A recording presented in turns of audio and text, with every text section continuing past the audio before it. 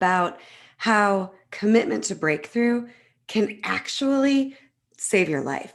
And this is so profound and so simple and subtle and doable all at the same time. I'm Rebeccah Silence, creator of Healing is Possible with your Monday healing message that commitment to breakthrough can, and I'm going to promise you, will save your life. And what is a breakthrough and what isn't a breakthrough? That's where we're going to start today. So, what is a breakthrough is there's an opening. What isn't a breakthrough is there's a closed door. What is a breakthrough is movement. It doesn't mean that the emotional pain, the physical pain, the circumstances, the trauma, whatever it might be, is gone or dealt with or over. And I think that's good news. I have so many people, especially now post-pandemic, talking to me about wanting to go back to the way it was, wanting to go back to quote unquote normal. And we don't get to do that. But what we do get access to and have control over is whether or not we're an emotional breakthrough. That is what we have. We have control over, are we an emotional breakthrough? Are we committed to connecting to breakthrough, even in the midst of the hardship? And we have people losing money, jobs, marriages, friends, family members, all through the pandemic. We had politics, we had COVID-19, we've had so much shake us up. And breakthrough is what you've got access to that keeps you in the game and more powerful than all the bullshit. And then I don't think people know enough about what possibilities exist for them when it comes to breakthroughs. So that's why we're having this conversation today, right? So I'm a cancer survivor. If you know me, you know that. If you're just meeting me, you may not, but I've got my next set of scans August 13th. My oldest is freaking out because it's Friday the 13th that I have a whole day of tests at the cancer hospital to make sure that the tumors in my liver aren't cancer, the tumor in my brain isn't cancer, and that there's no active cancer cells that are going to show up on the scan. I am under a microscope 24/7. And August of 2020, we had new lesions pop up in my liver that it looked like might be stage 4 cancer. They weren't. So we got to double check, triple check, quadruple check, make sure they haven't changed.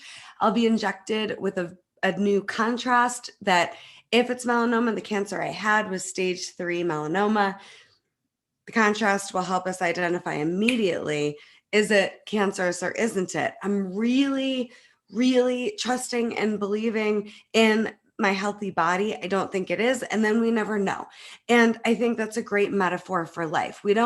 I did a podcast episode on the Tougher Together podcast about being blindsided. We don't get to see it all coming, but we do get to control whether or not we're committed to breakthrough moment to moment. And when we're living in such a way where we need the entire world to be how we need it to be for us to be okay, we're totally screwed because life's going to happen. And I say this a lot. It's going to go your way. It's not going to go your way. None of that's about you. It's just life. So breakthrough doesn't always feel good. Breakthrough isn't easy. Breakthrough isn't always fun, but what it is possible. And it just means you've connected to an opening, even if it's this much, even if it's this big, to possibility beyond what you've been seeing.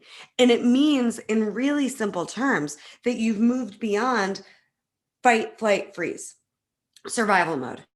And the nervous system and the brain gets freaked out when we get reminded of or confronted with new triggers, old triggers, fear taking over.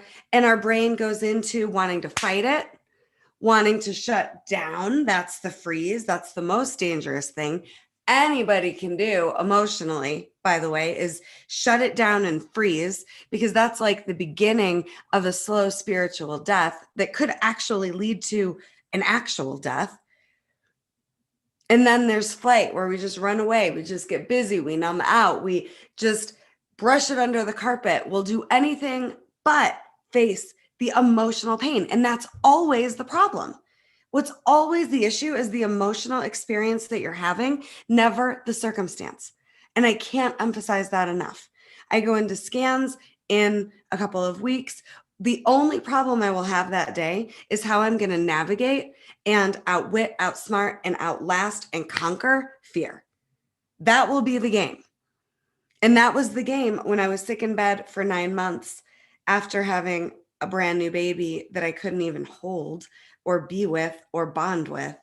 The emotional game was emotional.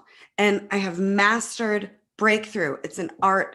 It's possible. It's never easy. It's never fun. I'm not perfect at it, but I have a roadmap. I have steps, and I have a commitment to breakthrough that keeps me moving forward, keeps me at least paying attention to accessing the highest version of me. And you've got it in you too. It's like an eighth gear that we all have that we don't know we have.